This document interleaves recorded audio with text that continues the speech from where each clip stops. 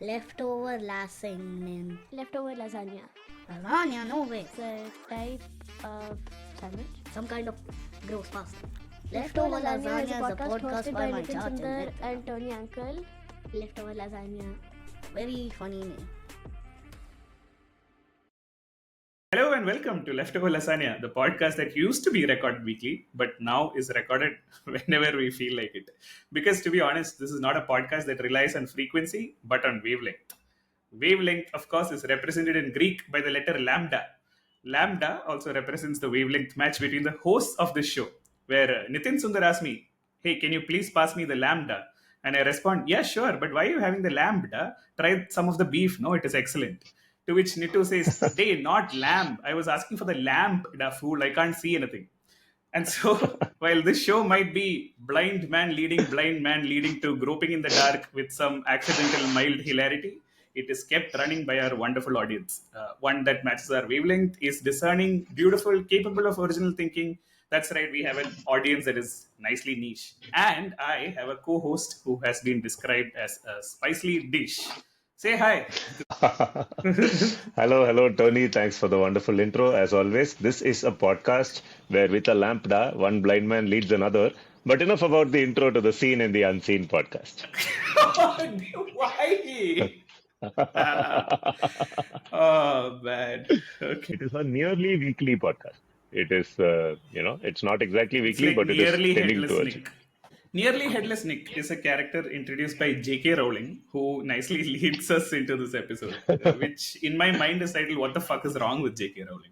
But anyway, yeah, nearly weekly podcast. Okay, nice one.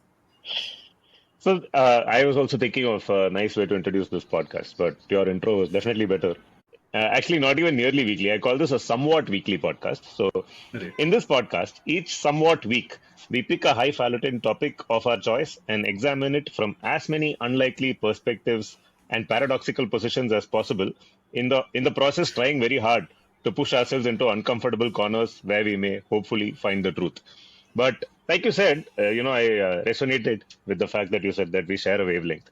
We have tried very Yeah. hard to try and push each other into uncomfortable corners, but very often we find Yeah. that we are sitting next to the other person in that uncomfortable corner, which is a problem when you agree too much Yeah. with your podcast host. Correct. But And I'm like, hey, Dave, that's how it please is. move. Give me some place also to sit in this uncomfortable corner. That is how we go. But just for our, Hindu newspaper readers, Nitto has used the word highfalutin. Please note. Very good. Excellent use of encomiums for Nitto, sir. All right, Uh, cool. J.K. Rowling leads us yeah. into this week's episode. And if you've not already guessed, then this week's episode is about the big row that erupted at the Olympics that recently concluded around the gender identity of Imane Khelif, the boxing champion, now crowned boxing champion Imane Khelif from Algeria, whose supposed gender identity sparked all kinds of controversies, conversations, tongue wagging, memes, and whatnot. And we thought we'll wade into this murky topic of what is classification, what is gender identity, and a lot more. Yeah, and I think by definition, over the last 18 episodes, we've groped with certain themes and topics where we've sort of come around to the idea that, there isn't one ideal, right? And we are basically looking at frameworks that hopefully work for a large group of people, which means broadly we are saying that there is no value in being an outlier, right? Like there is no great merit that you find by being the top of anything. I think it was the last episode that we mentioned about Jim Carrey, who said that I hope everyone finds riches and fame so that they know that this is not the answer. There is a broad theme of how we normally operate, except when we come to the Olympics, right? By definition, you are looking for outliers, freaks, people who are at the extreme end of the bell curve, right? Extreme as in extreme end of the bell curve. So I think that is going to be one difference in how we discuss this topic. At the same time, it is also about what does the Olympics really mean to us, right? Like, is it inspiring us to be something, or is it something where you say, just cheer on from the sidelines and ignore it because it is not daily life. I think a lot of it is thankfully not very clearly defined, and that is a space that we thrive in best, right? So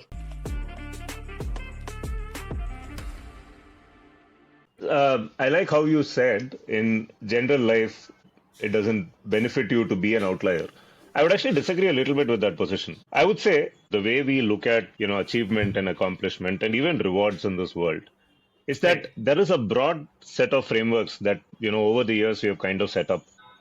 We want people to Yeah. adhere to those frameworks and adhere to those structures, right? Yeah. But within those structures, then we do celebrate the outliers quite a bit. And it is at that distinction point that this whole Olympics controversy and lots of other interesting controversies seem to erupt. When this conversation around Imane Khelif kicked off, I think it was someone else in the That's group who shared this bit about Michael Phelps. Yeah.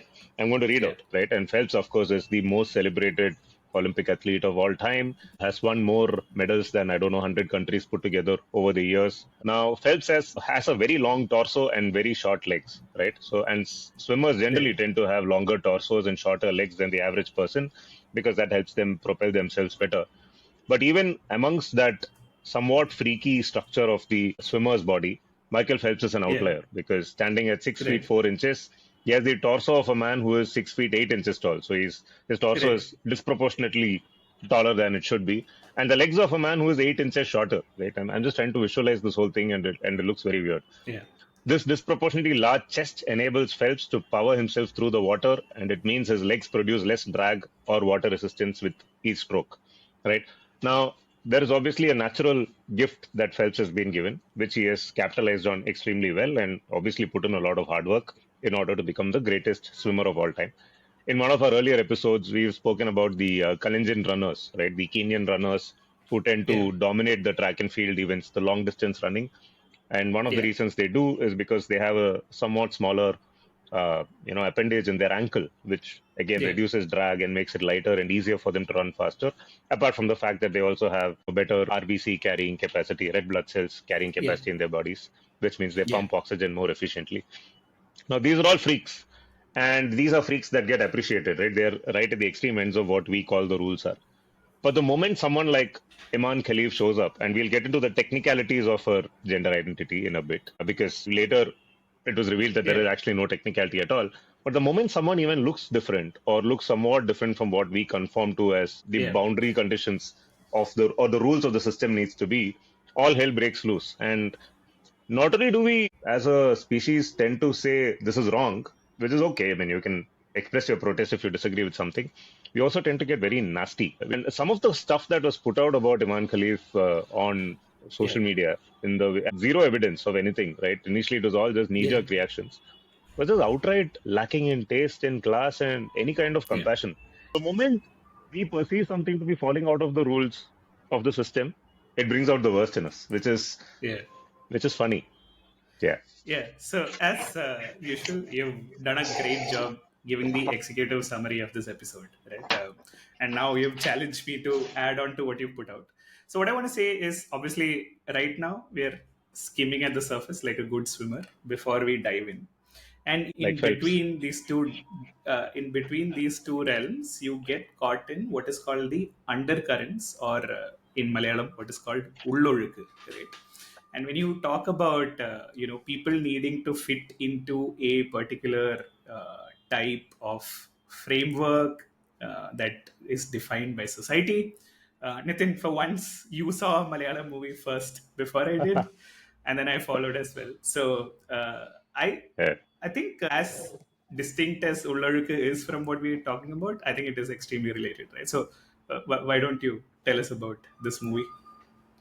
Oh, I don't even think it is very distinct from what we are talking about, right? So, yeah, Ullozhukku is the latest in a long list of incredibly well-made Malayalam films that have been coming out, I think, the last few years. It looks like every episode is, just a reason to speak about another great Malayalam movie. Ullozhukku, of course, meaning undercurrent, is set in a village in Kerala. It's about the lives of two women, a mother-in-law and a daughter-in-law, in the days leading to and the days following the death of the son/husband. And it is largely about, the movie is about patriarchy. It's about how women need to lead their lives in a world that is dominated by patriarchal ideas, Yeah. and we believe that religion, patriarchy are all linked because ultimately all these are stories that have been said over hundreds of years and thousands of years, and men have dominated the discourse for so long, which Yeah. means that even religion tends to Yeah.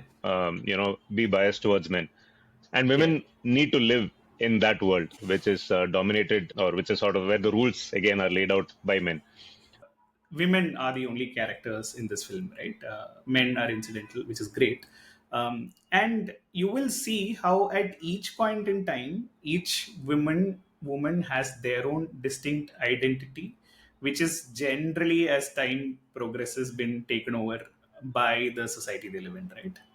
And so much so that they are not empathetic to the people closest to them. They lose their own identity to a larger societal one, right? And I think the crux of it and why we're talking about it on this episode is the question of what is a woman, right? Is it sort of like Yeah, defined by society, by men who have made the rules, or is there a more nuanced take? At least as you sort of get more educated and knowledgeable, you kind of accept that there is not one ideal, but many different ways in which humans can exist as men or women. But it becomes very different in the context of an Olympics. But the whole point about Ullurika is how this patriarchy and things that we've been told are insidious, right? That you forget yeah. your own basic humanity, even though you've been through situations like that. That's what I thought was interesting. Yeah, that's very well put. And it is about the journey that these two women make through the course of that movie to Yeah. finally come to an understanding or even a realization that they have led their entire lives as Then largely fuck it. puppets. Yeah, yeah. And why have we been doing that and not doing what should be the more logical kind of take, right? And this goes Yeah. back, to tie this back to Iman Khalif. Yeah. I was just looking at her Wikipedia page a few minutes before our recording to see about her formative years and how she Yeah. went about becoming a boxer. So this is from her very, very early formative years, right? She Yeah. originally played football before switching to boxing. In her Hmm. early years, she had to commute to another place, to a place called Tiaret, to attend training sessions and sold bread and scrap metal to afford the bus fare. But this is the interesting point. She stated that her father initially did not allow her to participate in the sport of boxing because Hmm. he did not approve of boxing for girls. Right. Now, here you have the strange situation where the same person is initially being said, okay, she cannot box because she's a girl. And Yeah. later is being said, you cannot box with other girls because you believe you're not a girl. And Yeah. this is the journey that Iman Khalif has had to go through, kind of swinging between the two boundary conditions that have been laid upon her by a very Yeah. patriarchal society, and Yeah. finding a way to live and thrive and thankfully succeed in it. Right? And one nuance to this is that she's from Algeria, right? And Yeah. so whatever random allegations, not allegations, but whatever random smear labels have been put upon her, the defense from Algeria was, look, it is illegal to be a trans person in Algeria, right? So Yeah. if it means that she's not a woman, not only will she not, win the Olympic medal, she'll be killed in Algeria, right? So Yeah. in terms of going back to that ovarian lottery that we referred to a few episodes ago from Warren Buffett, Iman Khalif has not really got the best, right? She's born a woman in Algeria and has all of these questions coming at her to say, she doesn't look like a woman, which whatever that means, Yeah. right? So it's like a very very weird kind of thing. But the happiest outcome was that this happened early on in her sort of fight to the top, right? And she defeated the Italian person and then all hell broke loose, but she finally won the gold, right? So I feel like that is one happy outcome, at least for Iman Khalif. Yeah. Indeed, very happy outcome. But before all of this came out, also, right? You had people jumping on the bandwagon and saying she has XY chromosomes, right? People who don't know the basics of science of gender Yeah. identity, scientific fun days, all of which, by the way, have been disproven. Yes, Yeah. there is like you said, it's all a spectrum, right? There are Yeah. people who have more testosterone, and typically women who do well in physical sports will have a Yeah. testosterone advantage, right? That's what makes them do well in physical Correct. sport, right? And that's what it is. Before we get to that, I just want to establish another meta layer of how all this unfolds, right, is that we've been sort of grappling with this idea that there is no binary, right? Unlike me, who said there is only one gender, was it, or two genders? We've basically sort of come to realize as a society that there is no binary, right? On the one hand, humans are moving more from being gorillas to birds. This is sort of taken from a book called The Sports Gene by David Epstein, who says that in the animal kingdom, basically the gorillas, the gene that got propagated was male gorillas who could fight other male gorillas, right? Because you want to protect your harem and you want to further your gene, right? So basically, whoever is the strongest male gorilla, only his genes would get propagated, right? Whereas in something like because they were on the land and they had to fight off other animals, whereas in something like the air, you don't have so many predators.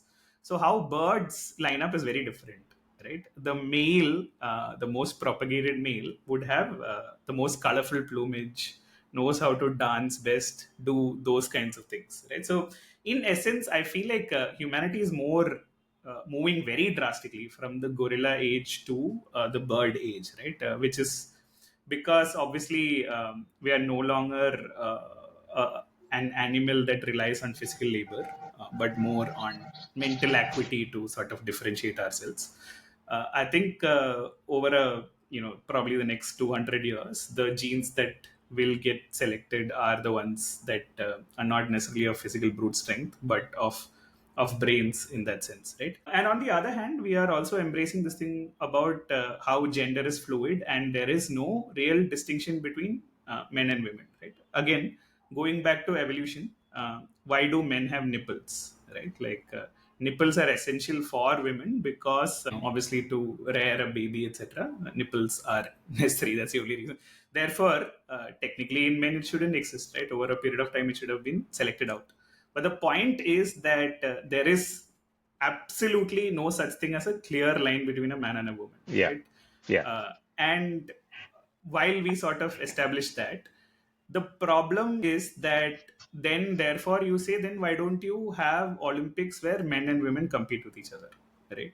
That would be the next logical thing to say if it is all the same Yeah. spectrum. But the problem is that in terms of sporting abilities, men are in multiple sports, several standard deviations better off than women because you needed to do the physical labor or running etc long back and that or throwing etc long back. So that has resulted in a condition where men's genes mean that they outperform. So what this brings you to is a very strange inflection point where you have to draw a line, because if you didn't, you would have one Yeah. category of everyone competing with each other and women would never win anything, which doesn't appeal to our sense of natural justice. So you have to draw Yeah. the line somewhere. And how do you draw that line is basically where everything lands, right? And I think that is Yeah. what you were speaking to. There are actually many ways in which the line could have been drawn, and to pull ideas out of a hat, because why not? The other big controversy around the Olympics, of course, was Vinesh Phogat, right? Which we have all Yeah. been, Correct. which we all know Exactly. of. Unfortunately, now looks like she will not be getting a medal. So that's a sad end to a career. Can I link this back to the last two episodes, Nitu? One is where you mentioned how, look, if you want to see that karma doesn't exist, just look at Donald Trump. I think, you can just look at Vinesh Phogat to say, yeah, karma doesn't fucking exist, dude. Like, it's all random. And the second, which was Yeah. the most popular meme this week, Nitu, you didn't put it out as a visual, so no one got it from you, is the image of a man and then the soul just going away. And the caption Yeah. says, the nationalism leaving my body as soon as Olympics ends. So boxing has weight limit as the way in which they classify, and it makes a lot of sense. You don't want a 75 kg, boxer coming and punching the shit out of someone who's 50 kgs, because obviously that's going to be a mismatch. So they have weight categories. Now, what if you also had, let's say, testosterone categories, right? Based categories. Like we mentioned, there are women who tend to have more testosterone. There are men who tend to have lesser testosterone. And if you believe that weight plus testosterone is what really gives you the physical advantage in a physical sport, Why can't that be the way in which you classify? And then you would have a, category where men and women could both compete against each other because they're physically equally matched, right? Regardless of what their gender or whatever other classification is. This might sound random, So, but if you think about it for a moment, no, right? How is it random? yeah. Yeah. No, it's not, but you are coming at it from first principles. I have sort of looked at the literature on this. Right? I wasn't necessarily trying to come at it from first principles. I was just trying to Yeah, say that what we currently have is very arbitrary. And it's very easy to correct. come up with equally arbitrary alternatives, which are all equally logical. In fact, some of them are even more logical. But yeah, you tell me. So the history of this, again, partly from Sports Gene, there's another series of Radiolab called Gonad, and one of the episodes was around Duty Chand, right? The Indian female sprinter who, like, the association basically banned her, saying she failed a gender test, etc., etc. So the origin of the gender testing in Olympics actually started with the Cold War, right? Where obviously Russia and the US were at this thing with each other. Huge, in a literal sense, dick measuring contest: who will get to space first, who will get to moon first, who gets more medals, etc., etc. Right? And so the conspiracy theory at that point in time was that a lot of Eastern European men are being entered into women's categories in Olympics. That is why the Soviet Russia is winning a lot of medals, right? Therefore, the original way to test this was insane, which was that anyone who was suspected or like classified in the women's category as not looking like a regular woman has to appear before a panel of three doctors, usually male, and they have to basically pull down their pants. Right, that was step one. Humanity reached a point in time where they said, "What the fuck are you doing? Like this? This makes no sense." Right. So the idea was like visible sexual differences when you're naked. Moving on to something like chromosomes. So genes, chromosomes, right? And chromosomes basically saying that XX versus XY is how you can determine, right? Except scientifically, in the words of Simbu, scientifically, you can't predict that XX or XY is a good predictor of male slash female, right? So some humans can have XXX, XYX, multiple different combinations of these chromosomes, and there is no line you can draw. So what ended up happening was that again, some female athlete got pulled up. She, lodged a case, and then the organization said, "Okay, we don't really know." I think in the early 2000s, the Olympics organizing team basically said, "We have to shut down gender testing because there is no way you can determine who is a biological man versus a biological woman." I think in the late noughties, basically this Caster Semenya thing came up, right? Who basically blew away the field in 400 meters, 800 meters, and that's in the other, which is when they test, and lots of white people complained, right? And they came up with the test to say, okay, testosterone is too high, that is why you can't do this, right? And then Duty Chand also got called up for the same thing, and she filed a case, and basically the arbitration committee, right, the one that denied Vinesh Phogat the medal, actually went back to the IAAF and said, okay, you prove that elevated natural testosterone has an effect on performance, and they couldn't prove it, right? So currently, as the rule stands, it is only for, I think, three race categories, which is 400 meters, 800 meters, and 1500 meters, where they've said the testosterone rule is valid, right? Which is like as Oh, arbitrary as it can get because they can ban I had Caster no idea. Semenya in that case. Yeah, so Duty Chand got reinstated. She was selected for the Tokyo Olympics, but she didn't get through qualification, right? Obviously, Yeah. age and all of that would have kicked in. But practically at this point in time, the truth is that nobody fucking knows, right? And there is no Yeah. scientific way of saying anything. That Amazing. is where we landed. Well, So I came it's up with not my arbitrary genes, ideas. Yeah. it's not Yeah. genes, it's not chromosomes, it's not even naturally occurring hormones. The reason why testosterone is pumped up as such a big thing is that synthetic testosterone, if you insert into your body, gives you a superior performance for both men and women, which is Oh, different but from natural testosterone. Yeah. interesting. Interesting. Okay. This just goes to prove that if you take an arbitrary line and try to divide it into two, Yeah. there will always be edge cases on both sides of the extremities, right? So clearly this doesn't work then. We need a better Nothing solution. works. Nothing No, works. Right. there is no solution, right? why it is a We need perfect a leftover lasagna topic is that there is no solution to this, right? no. Well, Basically, one answer. the whole of Olympics is to reward freaks for being freaks, right? Then Yes. you are Yeah. saying we have to divide freaks into two categories because naturally, in our sort of Because human otherwise it's too judgment, it freaky. feels, Otherwise, it's too freaky for us. yeah, it is too freaky. It doesn't feel nice that only men are winning. I mean, absolutely fair, right? Only men are winning medals, right? So you need to create two categories.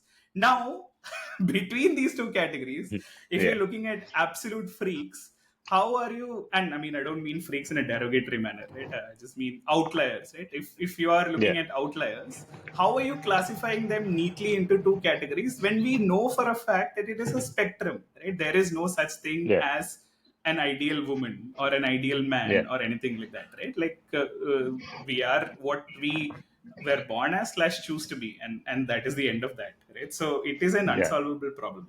It is an unsolvable problem. Sometimes when you're faced with a problem like this, the simplest solution is to just nuke the whole thing, right? And it's fair to ask, do the Olympics even deserve to exist? Is sports Exactly. like breakdancing, all the other rubbish that has been paraded in front of us over the last 2 or 3 weeks really qualify as sports? I really like the point that you mentioned, right? Maybe the reason we have gender classification in the Olympics and in sports in general is because, like you said, otherwise the women are never going to win a medal. Yeah. And this takes me to, the next thread of this conversation, Tony. Yeah. Both of us are big sports fans. We're huge cricket Yeah. fans, right? And Yeah. we tend to watch a lot of cricket. I can say for myself, and I'll say this without being embarrassed about it, I barely watch women's cricket, right? I don't Yeah. follow women's cricket, and I want to examine why it is like that. And before that, I also want to ask you, how much of women's Yeah. cricket do you actually follow? No, none at all. None at all. But I'll give you a counter example. Is that I don't follow women's cricket because like following Indian men's team is good enough for me. At the same time, I support Kerala Blasters and will watch their football, although it is like 3 or 7 levels lower than world class football, right? So ISL in that sense is not the pinnacle of sport. However, I am perfectly happy, and you will see that stadium, which is in Kochi, which is always sold out 50, 75, 100,000 people. And I've been a part of that and I've loved it, right? So I Yeah. don't necessarily think for me it is a quality thing as much as a primary identification thing, right? Which is in cricket, I can support the Indian men's team, and that gives me enough jollies. And in football, I support Kerala Blasters because I feel a very strong kind of tribal feeling to that team. I get that. So what you're saying is your sports appetite is whetted sufficiently by the Indian cricket team and Kerala Blasters in football, the Kerala Blasters men's football team, if I were to Correct. clarify. Exactly. So let me come at this from another way, right?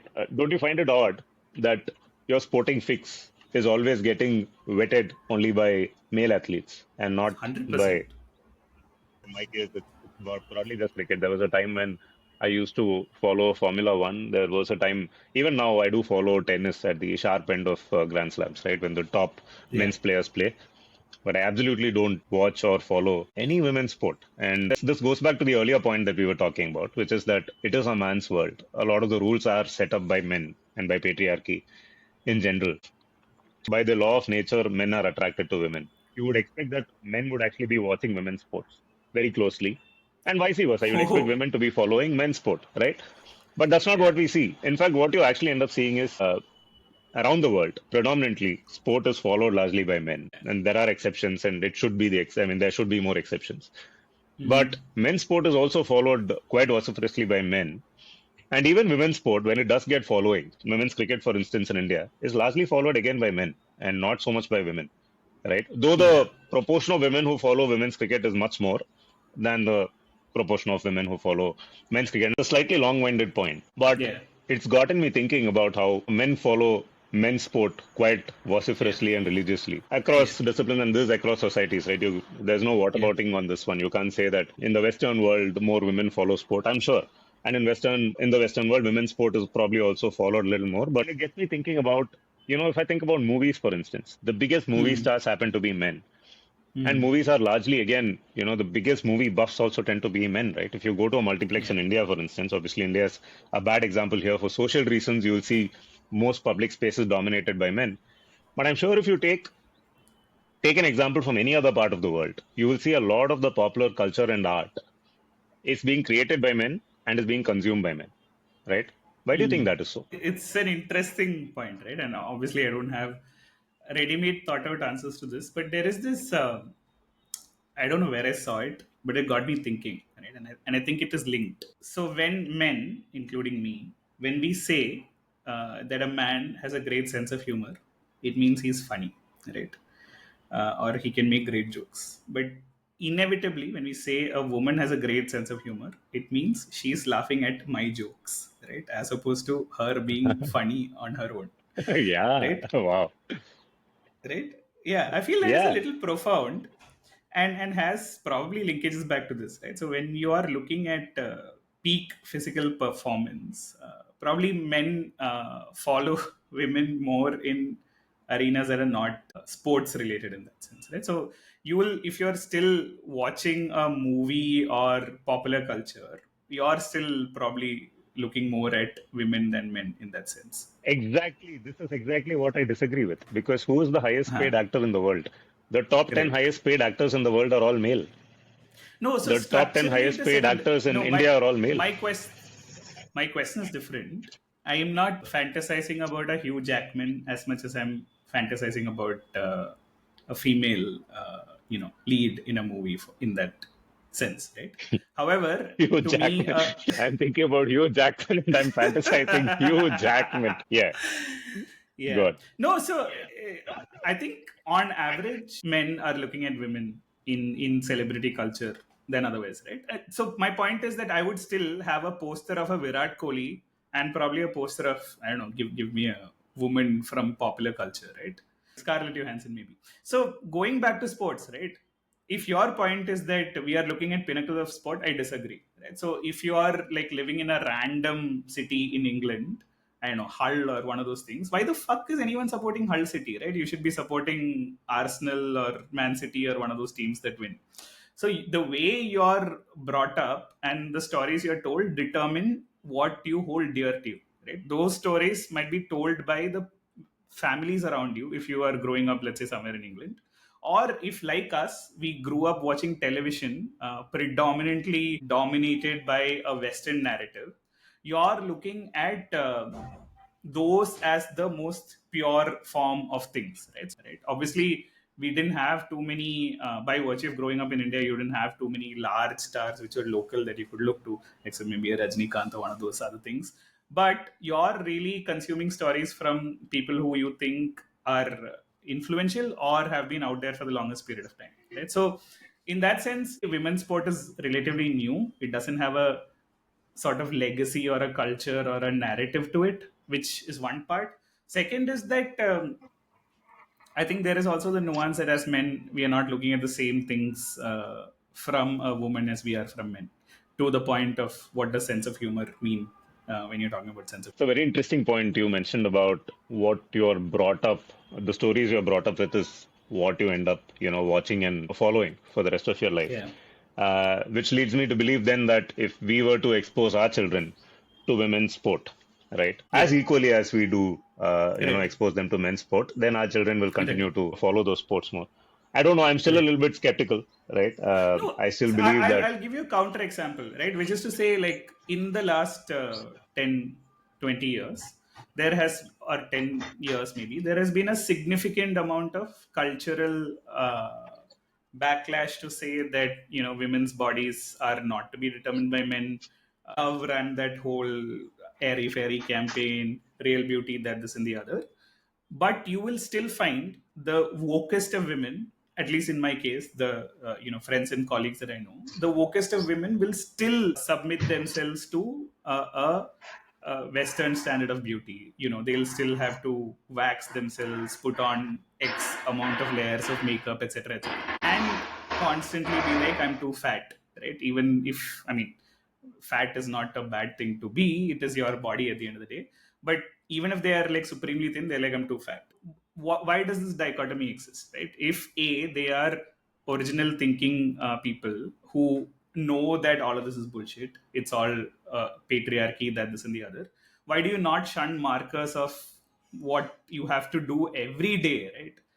You know literally how long it takes for you and me to get ready versus probably some of the women we know, right? By virtue of standing outside women's bathrooms, need to, how they go in versus how they come out.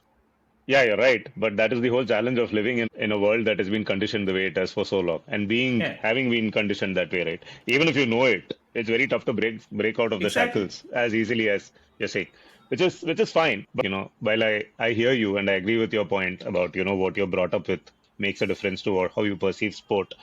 I still do believe that, in our sense, in our minds, there is this sense of inferiority that we associate with women's sports because it is Correct. slower, it is less powerful, it's less athletically magnificent as men's sport. Which then leads me to ask the logical question, right? We appreciate, say, a Roger Federer and a Rafael Nadal when they play against each other because we believe that that is the physical extreme to which the human body will allow two tennis players to go, right? When they're competing against each other on at a Grand Slam final, with the big stakes and all of that. But Yeah, why is that fun for us? Like, why don't we instead actually build robots that are yeah, 50% or 20% or 30% more powerful than men and let yeah. them play tennis, right? That'll actually be more fun to watch because they will be able to perform feats of much bigger feats than Correct. even the epitome of human perfection, that is Rafael and Roger, would be Yeah, able to. Just a thought experiment. Would yeah. you watch We robots have playing no. tennis against each other? We've already built it. It's called Novak Novak Djokovic. Djokovic. Perfect. So I think again, for humans, it is going to be about the extremes of what humans can do. Right. Tomorrow, even if Yeah. ChatGPT were to write the best poetry or the best novel, I think we spoke about this on the episode of maybe copyrights, etc. Right? You're looking Yeah. for not necessarily for the output, right? You're looking for wonder, right? That is really what you're looking Yeah. for. When you're watching sport, you're not looking for what is the fastest you can hit a fucking ball. You're looking at wonder, Yeah. right?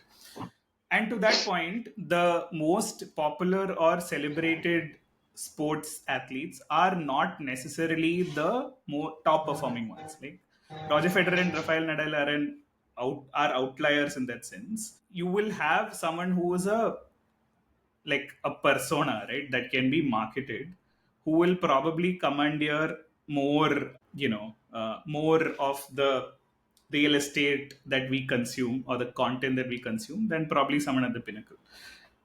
For instance, like Cheteshwar Pujara is probably one of the most technically correct batters in the last whatever time that we've had in India, right? How much does he make out of this thing? So we are not just looking at what performance means. We are also looking for stories. We're looking for wonder, right? And I think that is the difference why robots No, will fair. never I be get that. attractive. No, I get that. I agree with you also. I have a small disagreement that achievement doesn't matter because achievement is a huge part of that story, which is why a Federer or a True. Nadal always matter more than a Nick Kyrgios or Virat Kohli matters more than a Cheteshwar Pujara. I myself feel sad that I just spoke of Nick Kyrgios and Cheteshwar Pujara in the same breath, but I mean, it doesn't make any Yeah. sense. No, But you so get what I'm trying to say. Yeah. yeah, but I also think we've been spoiled rotten by the golden era of tennis, right? Like Federer, Nadal, and Djokovic coming together is a Yeah. mathematical outlier in that sense. Absolutely. Yeah. No, there's no question about that. But Right. Yeah. staying with tennis, I wanted to speak about a different aspect of sport, right?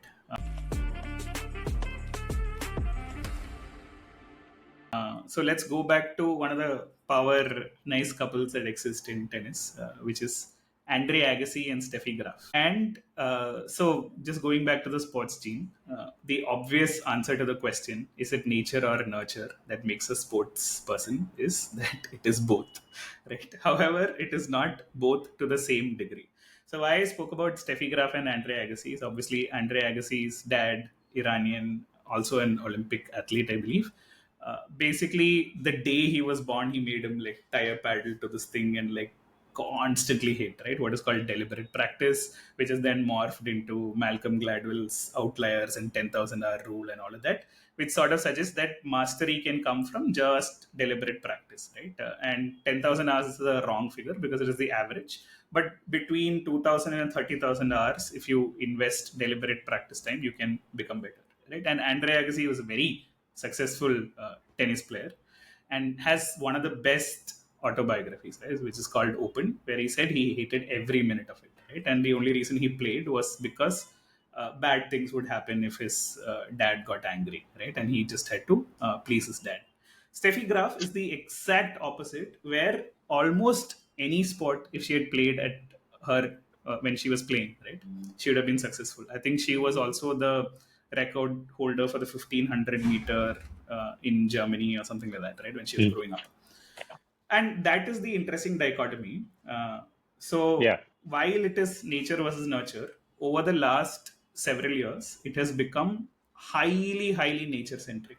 Right? So in 1925, for instance, if you had looked at the body type of a person who was excelling at any sport, it would look the same, whether it is shot put, whether it is javelin, whether it is running, whether it is whatever. Now, however, if you look Yeah. at the body types of the people who are in a particular sport, they will all look exactly the same.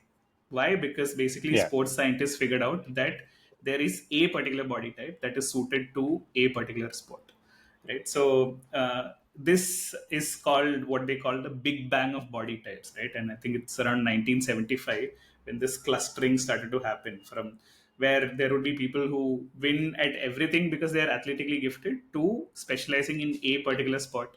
And if you look at gymnastics, for instance, the average height of the Olympic gymnast is reduced. If you look at something like shot put, the weight has increased. If you look at high jump, which is a very interesting thing because of Dick Fosbury, and he provided a method where the center of gravity has to be high. The average height of high jumpers has increased drastically, right? So Right. now that sports science has stepped into it, it is almost in that sense close to picking out robots to win Yeah. medals. That's a good point. But then you still have an Ashad Nadeem show up out of nowhere who looks like a Yeah, a mini but truck and he's then the throws a outlier. javelin mile.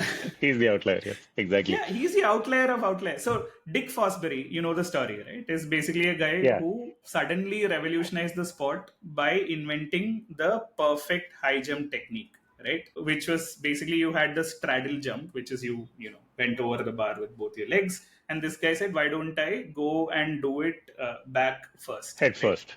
Yeah, back first. Yeah, head first, which meant you need to have a higher this thing. So you would think that this is a guy who's won multiple events, medals, etc. Right? Except he has just one Olympic gold, Yeah. because the moment people saw it, people of higher They ability learn the basically did. technique. So Yeah. yeah, so Dick Fosbury is not even a footnote, right? The point is that currently sport has become almost robotic. It has moved from when we used to sport is essentially play, right? I don't think Olympics is Yeah. about play anymore. It is just a feeder line of corporate greed Freaks. or like Yeah. nations wanting to have pride in that sense, right? We all know about Yeah. China's Olympic program and how you're basically snatched out at from parents to be put into that thing and all of that. So in some sense, it is already Yeah. robotic. I don't We find already have the wonder in robots. Yeah. Olympics anymore. Yeah, I never did, to be honest. But since we spoke about nature and nurture, and we spoke about Agassi and Graf, maybe the next tennis robot, I think Agassi and Graf should be working together on giving birth to the next great tennis robot, which would be a perfect mix of nature, nurture, and everything else that goes with it, right? So, Yeah, the way but that yeah. tennis player will be created is called the nut graph. Ayo. So throwaway joke No. for our friends from Bits and Pieces. But to bring this back from robots to the genders, right? We've spoken about how can sport be more inclusive in the sense not just including women more, but making women a part of popular sport that people can appreciate without having to caveat it by saying, "Oh, it is women's sport and I need to support it, and hence I'm going to be here at the Wankhede when the Indian women play the Australian women," which is very noble to Right. do. But how can we make it an actual part of natural sport itself? There are two sports that Yeah. come to my mind. One is, of course, the mixed doubles event in tennis, right? Which is a very interesting sport. By the way, tennis doubles itself is a Oh very yeah. interesting sport to watch, Oh a very yeah. different sport from tennis singles.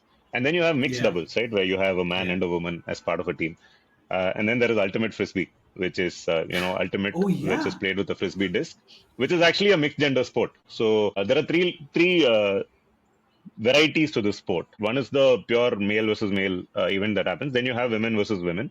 And then you have the gender mixed sport, where you have the line of 7 people that participate can be split into a ratio of 4 men and 3 women, but that then becomes common to both sides. And then it actually becomes a mixed gender sport where men and women play together. And ultimate is this wonderful sport, right? It's a zero contact sport. So it actually allows men and women. And there's a significant amount of skill and dexterity involved in addition to athletic ability as well. So women actually come into the sport in a big way. Maybe we need to think of more examples of how to make everyone on the because, spectrum.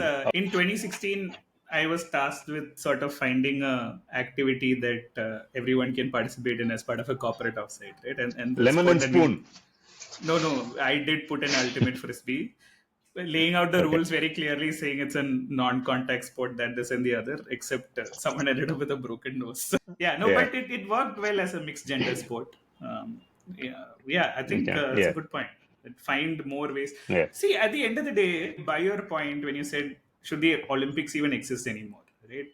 It is a big drain on the city or the country that is creating this thing itself. B, if you're realistically looking at once in 4 years, sort of creating robots for no other reason other than, I don't know, like what is the point of this is to me, I'm guessing we are probably a little cynical in that sense. It doesn't create any wonder at all to me, right? That, okay. Yeah. So, like, for instance, that 100-meter race this time was one of the best because everyone in that field finished under 10 seconds, right? And I think I don't even get the point of that. It's like, to me right now, the 100-meter race feels like just, you've not created enough of an event for there to actually be a distinction between first, second, third, and fourth. They're literally not just the 100 meters. You take I was watching the 10,000 meters final. I think I was watching the 1500 meters. Okay. And the top 4 finishers in 1500 meters are separated by less than 1 second. Yeah. So basically now it's not so much about who's the fastest runner or who can run the longest distance fastest. It's about who can conserve the energy and come from behind at the last moment and, just do enough to get ahead without giving away too much of an advantage, right? So I don't know this. It's a technicality about some of these events. They're great to watch, right? Make no mistake. But it's literally the difference between first and fourth in this case, right? And it's less than a nose. Goes back to the joke that Seinfeld cracked long back. It's become reality now. Yeah. And they don't lose by much. These short races, 300ths of a second, 200ths of a second. I don't know how they live with that the rest of their lives, because you got to tell the story. Everyone wants to hear the story. Wow, congratulations, silver medal. Did you trip? Did you not hear the gun go off? Tell us what happened.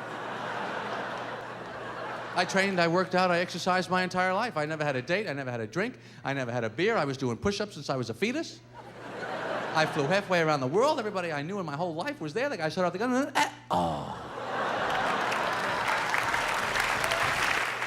And they always have that photo finish. The photo finish was always silver, gold. This is the whole race. Gold, silver, bronze, dead last. Greatest guy in the world, never heard of him.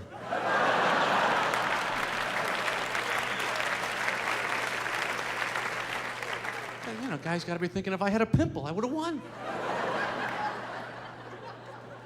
The interesting part about what Olympics has become, and I subscribe to your point, that what we need more of is inclusive sports that everyone can play and play for play's sake, right? Medals are fine, but sport is inherently about play. It's about winning also. Let me clarify.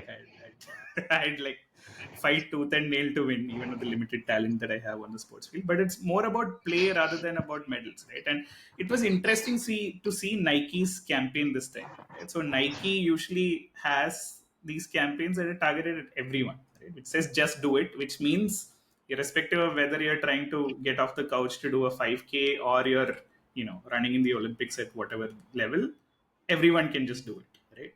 This time it was very different, right? Nike's thing was winning isn't for everyone, or winning is not the only thing. Winning is the only thing. One of those things, right? Where it was basically like to point to the extreme end of the graph, where you're looking at outliers of outliers and how much you have to crush someone to win, right? Like I'm not a bad person for wanting to win, or some of those messages were very different in Nike's context in that sense, right? Which also points to, like, look, if you're looking at any kind of system in which three people in the world once in 4 years are celebrated for a particular Exactly. Yeah. event. Yeah. Yeah. What's the point of that, right? What are they doing for the rest of those 4 years, right? Other than Yeah, preparing and shedding weight and yeah, whatnot. Bring back the joy. At least have more events, right? Like have something of yeah, relevance that's happening right through. Which is why I think I love the structure that tennis has, for instance, right? You have events happening pretty much every month, and the top players keep yeah, playing. I'm not saying it's yeah, a well-run sport or anything, because outside of the top 100 people who play tennis, everyone else yeah, is out on the streets, literally. But yeah, yeah. at least there is some joy left in that sport. Yeah. Before we close this, I wanted to bring this back to an interesting thing about gender. There's a paragraph that I'm going to read out. This is from an essay called "The Politics of Reality: Essays in Feminist Theory." It's written by Marilyn Fry, and this, I believe, was written in the 80s, right? 1983 or something. I've tried to read this essay, but it's something that you need to pay for, and I've not really paid for it and read the whole essay or the book in which it appears. But this particular quote from this essay, which I think is the money quote, I've seen this on Twitter now multiple times, right, in the last few days. And in the context of this podcast, I wanted to bring it out. And this goes back to the point I was saying about this being a man's world, and how men tend to love men and not women so much, right? So I'm going to read it out. To say that straight men are heterosexual is only to say that they engage in sex, fucking exclusively with the other sex, that is women. All or almost all of that which pertains to love, most straight men reserve exclusively for other men. The people whom they admire, respect, adore, revere, honor, whom they imitate, idolize, and form profound attachments to, whom they are willing to teach, and from whom they are willing to learn, and whose respect, admiration, recognition, honor, reverence, and love they desire, those are overwhelmingly other men. In their relations with women, what passes for respect is kindness, generosity, or paternalism. What passes for honor is removal to the pedestal. From women, they want devotion, service, and sex. Heterosexual male culture is homoerotic. It is man-loving. I've seen this thing, and you also might have seen it, by the way, a few times. Yeah, I have indeed seen this because I had shared this on our cricket group some 6 months ago with the things it discussed 10 marks. And you were the first one to respond to say, yeah, I completely buy this. I think, when they talk about this, how we treat women, devotion, generosity, kindness, that's it, like, I think it's pithily summed up in that quote, right? What do you think of a woman when you talk about sense of humor, right? It is that she laughs at my Exactly. jokes. I suppose when you look Yeah. at men, that they are funny. Yeah. Absolutely. So we agree. 100% agree with you. Yeah. See, why do men run podcasts with men? It's a question that Yeah. we'll have to answer at some point. No, for me, the shocking thing about this phrase, right? Like I've seen it now multiple times, obviously starting with you, as you mentioned. And then I really struggled to try and find it because I remember a few words from the quote. I then went and Googled for it and eventually landed on this, right? Yeah. What really surprised me was that this was written in 1983. And it's not like something that you would imagine that something so profound, deeply thought through would have come out Yeah. now, right? As people Yeah. getting Yeah. more and more aware about Yeah. how patriarchy works. But we've known this Yeah. all along, right? And we continue to be this way. And I don't even Yeah. know if it's going to change, right? It's going to be this way. It's No, I think unfortunately a man's world. Yeah. so slight pushback on this one, right? Two reasons why this is the case is that one is that men can do blokey things with each other by the way society is structured. Right? You follow sport together, you go to a bar, you do a bunch of things, you just hang out generally without any sort of underlying things to it, right? You can do late nights without worrying about that, this, and the other. Right? That is how traditionally it has been. Secondly, even if you have like friendships with women, societally there is a underlying sort of sexual tension to it, right? So I still remember in IMK, I told you like my batch had 100 women, right? And basically the first question like Malayali seniors asked was like, how are they? How are they? In that tone. And I'm like, look, the moment you start talking to your I said some bunch of things, but this senior made me stop at this one sentence, which I didn't realize was profound then, but seems profound now. Is that I basically said that, look, the moment you start talking to a woman, you stop objectifying her, right? You are not looking at her as whatever you are societally conditioned to think of women at that age. you're thinking of them as intellectually equals, right? And I've had lots of women friends in my life who have actually significantly altered my perspective.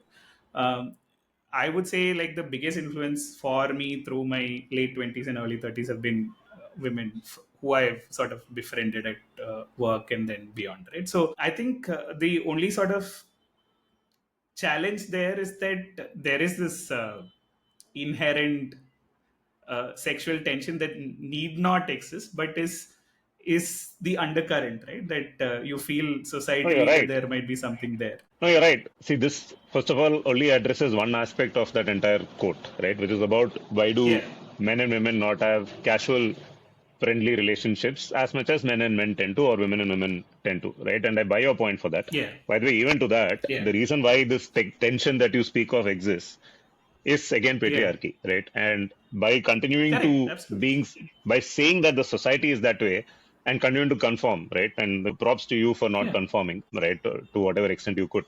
But even well-meaning people like us continuing to conform to yeah. that by saying Of society course. only perpetuate that patriarchy further. But my point is, this doesn't address every aspect of what that wonderful quote from Marilyn Fry mentions. Of course. I come from Chennai, right, where we our expertise is producing really bad cinema, right? Let me put it that way. Yeah, We will still go to the cinema hall for our big hero, right? And now you have fan clubs and you have armies of, Tala, Talabati, Rajnikant, Kamal. So yeah, fans of all these actors would go to the theaters to watch those stars movies, and conversation not even about the quality of a movie anymore, because that is yeah, too subjective, right? And there is no real yeah. proof of what is quality. But trying to come Right. up with stories around how much collections a certain movie made and how that proves that somebody's Yeah, star is bigger than someone else's star. yeah, And through all of this, the industry has been churning out absolute trash, right? Like right. unmitigated disasters one after the other. But the point is this, right? You don't have this kind of fan following happening for female leads, right? Who also are True, big. You could say that it's true. because the roles that they play are, supporting roles. They're just there as eye candy or as glam dolls. But again, the reason they're there in those certain specific roles No, is but because the of the way that men scripts, tend to look at women. no, it's also The the scripts are scripts again a are male reflection of centric, right? and why I are they don't male agree. centric?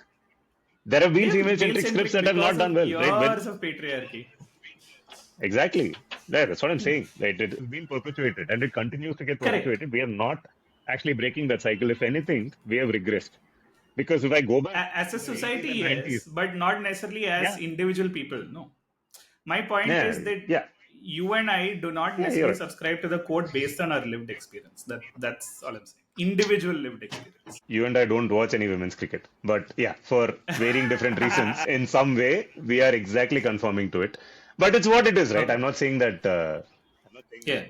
Yeah. I don't. I heard from a good friend of mine that he hates it when I start solutionizing. So I will not try to solutionize. But I'm just stating. Correct. I'm just No, no. stating See, what it is, the way it's it not is. something But yeah. that keeps me awake at night, right? As long as I mean, the counterpoint to this is what you mentioned long ago, right? That girls have so many girl gangs, right? Which where they find so much comfort and like they get each other way better than men can, right? So I'm They have using to both of these imagine they're reasons. living in a world. They're living in a world that has not been designed for them, right? The only support Correct. they will get is from each other. So Correct. it's We okay. started the Yeah. episode saying we'll talk about J.K. Rowling, which we haven't yet. So, Nitin, I have a question for you from the Bible. Okay. How many animals did Moses carry in his ark? I actually don't know. 42. It's a trick question. It was not Moses' ark, it was Noah's ark. But the point is that Oh, correct. Yeah. you didn't pay attention because I said it, right? And you respect me. So the whole point is that there are studies after studies that say that smart people are actually more likely to believe conspiracy theories and fall prey to fake news because they think they're smart, right? And I've been trying to explain this whole J.K. Rowling random hate because I still like Harry Potter, right? And that whole series is based on the idea that differences don't matter, right? Like you have the Yeah. categorization of magical people, muggles, mudbloods, that this and the other, where Hermione is a mudblood and sorry, muggle, and Yeah. Harry's one of those is a mudblood, whatever it is, right? And like the whole point of the entire freaking series of books seven huge books, Yeah. is that difference that to be celebrated, right? And I don't understand how she's suddenly on this random trip where, like, I don't know, trans people are something that is anathema to J.K. Rowling. So I don't understand. Like, do you know what is going on here? With J.K. Rowling, no, absolutely not. But I mean, people get shaped by their experiences, and people can go batshit crazy at any point of time in life. Right? It doesn't matter So what there's no what guarantee. great creations they've come. There is absolutely no guarantee. And I mean, J.K. Rowling is not the only example. I'm sure if we were to spend 10 minutes thinking about it, we can come up with a lot of examples of great creators. Like Scott Adams has Yeah. gone completely batshit, right? Oh yeah, Who would have real thought? good. Maybe it is a good thing that we don't know where Bill Watterson is what you're saying. Yeah. Wow, absolutely, exactly. Thank God, Bill Watterson. Thank you for disappearing from our public conscience and not breaking our hearts one more time. Wait, Yeah. what is this there to Yeah. say? Quit while you are ahead is the message of this podcast. In that spirit, I think we shall round it up. But here's something that Yeah. I had to cut out from the last episode in the spirit of coherence, which is that speaking of like women friends, right? I've also had like a really great friend since engineering college, Dr. Harita, who I've not been in touch for a long time with, and now she's in the US. She's a prof. She's also getting married to Scott. So congrats to Saubhagyavati Harita and Chiranjeevi Scott who are getting married. But so we spoke after a long time, and at the end of the conversation, we spoke for like an hour or something. And at the end of the conversation, she's like, "Tony, how drunk are you?" I'm like, "What? No, I'm not."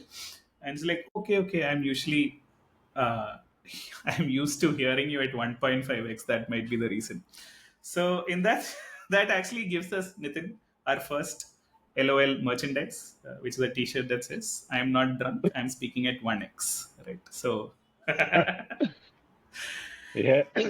so buy the merch if you want to, but Buy the merch fast because it will sell in double. it will sell at 2x. Yeah. So until next time, even if you don't buy the merch, please subscribe, share, tell a friend, both male and women friends, and all along the gender fluid spectrum. Maybe this is your excuse to speak to women in your life, or and if you're a It's woman, to true. speak to Yeah. men in your life Yeah. and tell them about a Yeah. wonderful podcast Yeah. that they can also Yeah, I listen mean, and if this is the subscribe to. first time you're speaking to a woman, maybe don't lead with leftover lasagna as you're talking to her, right? I feel like this might be Yeah. counterproductive. But if you're like trying to get rid of someone in your life, maybe tell them about leftover lasagna, right? And also, we'd love to hear from you, right? We do hear sporadically with informal comments, but you can reach out to us on X or Instagram, where both of us are there. We'll put it in the show notes. But I am Noti Tony, Notytony, and Nitu is Nitu, Knittins, Nittins, right? Yeah. Yeah. Also Nitin's trying on to, Twitter and on Instagram. Yes. yeah. So reach out to us, share, subscribe, and thank you for tuning in. Yeah. Until next time, this nearly weekly podcast will hopefully go back to weekly shortly. So stay posted for more Bye-bye. episodes. Bye bye. Bye.